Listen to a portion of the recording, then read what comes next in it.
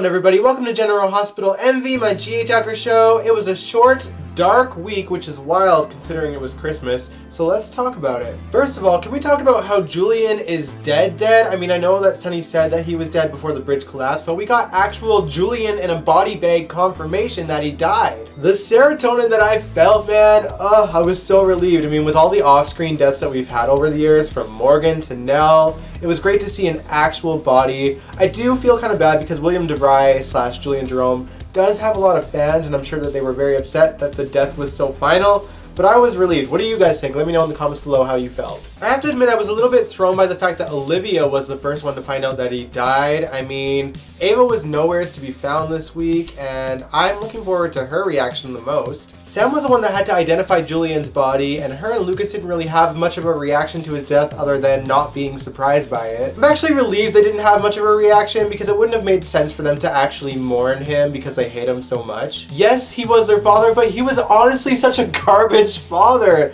He was horrible to them, so it wouldn't have made sense for them to mourn him. Jason reassured Sam that he wasn't the one that killed him, not that it made a difference in their relationship, but Sam was nice enough to let him crash on the couch to spend Christmas with his kids. I guess we should talk about the fact that Sonny is missing. I hate that the show is milking it for all it's worth. We know damn well Sonny isn't dead. I mean, I'm sure he's injured because the bridge fell on top of him, and that it's probably not good, but he's not dead. Jason went to the Corinthos house to tell Carly that Sonny was missing, and the two of them went back to the scene of the crime to try and look for Sonny, but Carly had to go back to the house because it was Christmas Eve, and it was Michael's first Christmas with Wiley, so she had to put on a brave face and act like everything was fine to the family. Lucas showed up to the family gathering, and Michael asked him to be a part of Wiley's life again. Correct me if I'm wrong, but I feel like Michael actually asked Lucas when the reveal happened for him to stay in Wiley's life, and then we didn't see or hear from Lucas for most of the year after that. We really had no way of knowing what Lucas was doing off screen, so I guess the answer is that he was probably just working the whole time. Hopefully now that Lucas has been recasted, we'll actually see him more often. By the way, we actually got to see Wiley.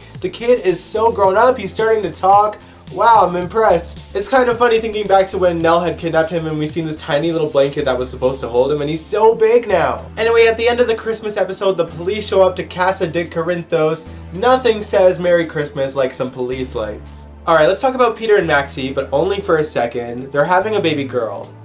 Honestly, I don't know what the show expects me to say about them. They are such an unrootable couple. I don't care if they are having a baby girl or a baby boy or the spawn of Satan himself. I do not want this couple together. Truthfully, I hope the baby doesn't survive. I'll say it straight up. I mean, we don't see Maxie's other kids anyway. I don't think we've seen James since he was born. I don't think we've seen Georgie in over a year. So why give her another child that we're never going to see in the first place? Especially one by Peter August. Peter August, you guys. Apparently Peter is relieved that he's not having a boy because apparently if the baby was a boy, he'd be a carbon copy of Faison. That's a little bit sexist, Peter. I mean, he's probably going to be the spawn of Satan no matter what gender the baby is. Alright, moving on. Let's talk about Anna and Finn. Now, Finn, Chase, and Gregory had some family bonding time, which led to a little bit of awkwardness, and when Anna came back to the house, Finn decided he would confess the real reason why he's been estranged from his family this whole time. Finn confessed to Anna that he and Jackie were once lovers and that he was the one that introduced Jackie to his father, and then he admitted that he had a one-night stand with her the day before his father's wedding, and that's why he didn't show up to the wedding. Finn said the next time that he ended up seeing his father and Jackie, they already had a child together, and Anna actually brought up the elephant in the room and asked him if it was a possibility that Chase was actually his son. I was surprised it came up that fast, honestly. Finn said that Jackie swears that the baby is actually Gregory's, and we all know what that means. Yikes. I wonder if Finn being so open to Anna will actually convince Anna to tell Finn that Peter isn't actually her son. Anna, you know that the truth is going to come out anyway at some point, so you might as well just get it over with. Alright, let's talk about Peter's biggest threat, Dr. Obrecht. As you guys know, she had to dispose of Dr. Kirk's body. Apparently she just dumped it in the alley, and it didn't take long for the authorities to pay Franco, Scotty, and Obrecht a visit. Dr. Obrecht did cover her bases, but I don't think that the authorities believed her, but also I don't think they really cared that much either. Maybe even the WSB knew that he was a garbage human being. The three of them were free to go, and Dr. Obrecht decides to go back to Port Charles with Franco and Scotty because her BFF needs her. Aww. We all know that Dr. Obrecht just wants to know what memory Franco has about Peter August floating in his head. I don't have doubts that she cares about Franco, but her priority is bringing Peter down. Somebody has to get the job done because Dante no longer has a handler because he's dead. Team Obrecht here all the way. Alright, let's talk about Alexis. She is in the drunk tank after the scheme that Tracy pulled on her. Ned wants to go visit her, but Tracy advises against it and says that she knows about their one-night stand. Ned decides to stay put, but Diane and Sam went to the PCPD and offered her an ultimatum. We will let you get out of jail if you go to rehab.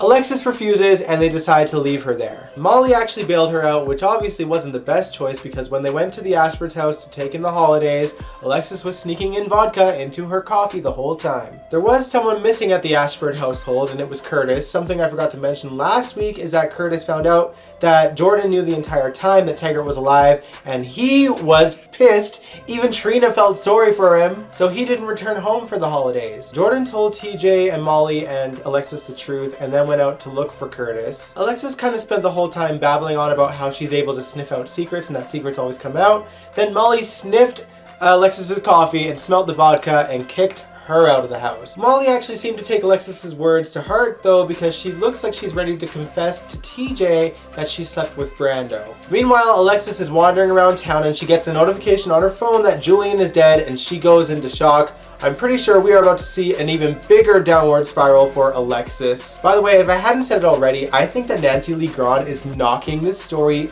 out of the park. Even in the brief moments that Alexis is sober, Nancy plays her to a point where you can tell that there is something off about her, and I really appreciate that. She's doing a wonderful job. So yeah, if it wasn't obvious by this review so far, it was a pretty dark Christmas import, Charles. I mean, don't get me wrong, the stories are good, but I feel like given the year the viewers have experienced in the real world, it would have been nice to bring a lot of Christmas joy into it. Not that there wasn't any, we did get a few good glimpses of holiday cheer, and we'll get into that in a second, but man, we could have used a hell of a lot more this year, I swear. We could have put the drama on hold for a little bit just to get through the holiday season and then just go into the new year kicking and screaming with some real drama, but no, we got this instead. But like I said, we did get a little bit of Christmas cheer this episode. We got to see Brando and Sasha being cute, adorable together. I mean, there is a part of me that wants Sasha back with Michael so that Willow is free to be with Chase, but I can't help but ship the two. They're adorable. What do you guys think of Brando and Sasha? Let me know in the comments below. And then there's Laura and her newfound family. Now we got to see the fallout of her, Martin, Cyrus, and Florence in the facility. Florence wants absolutely nothing to do with Cyrus, and Laura pulls him aside and says that you can't just buy your mother's love. Sadly, that notion fell on deaf ears when it comes to Cyrus because he went right back in the room and started to brag about the man that he was to Florence, and she still wasn't having any of it. Now as for Martin, he and Laura are already starting to bond as brother and sister. I mean,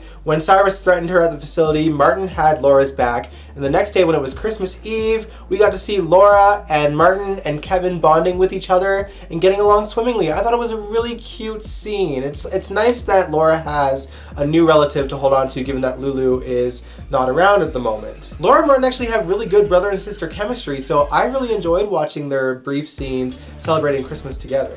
Anyway, that was GH in a nutshell this week. Like I said, I didn't enjoy it too much because it was very dark given that it's the Christmas season, and I thought that the viewers should be lifted up a bit more than we were. So to rectify that, I ended up watching a traditional GH episode where Dr. Steve Hardy tells the Christmas story to kids at GH. It's such a feel-good moment on the show. I miss that tradition. We get it every now and then, but they don't focus on it as much anymore. With that said, I hope that you guys are all being safe and having a wonderful holiday season. I know that it's been a really rough year and that it's not going to get better for a little while, but just keep your head up. We will get better. We can't stay in darkness forever. I just want to say that I am so grateful to all of you that tune into the show week in and week out and make me a part of your regular routines. That actually means a lot to me. This year hasn't been an easy one for me either, but one of the bright spots in my day is getting to talk to you guys every week in the live chat and in the comments below. I've gotten to know some of you already, and you guys just make my day every week, and I know that you guys have said that I do the same for you as well. I'm glad that I am able to do that for you guys, and just so you know, you do that for me too, and I am forever grateful for that. With that said, I will see you guys next year. If you like this video, give it a big old thumbs up, subscribe if you want to, and I will catch you guys in 2021. Peace out.